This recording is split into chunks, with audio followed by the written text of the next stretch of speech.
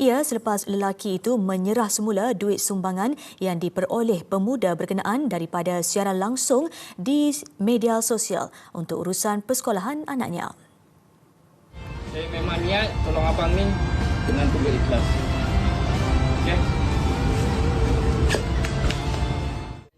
Dalam rakaman video ini, mekanik berkenaan Muhammad Yusof Muhammad Nur memaklumkan pemuda terbabit Diki Yau menerima gift di TikTok dianggarkan antara RM5 hingga RM6,000.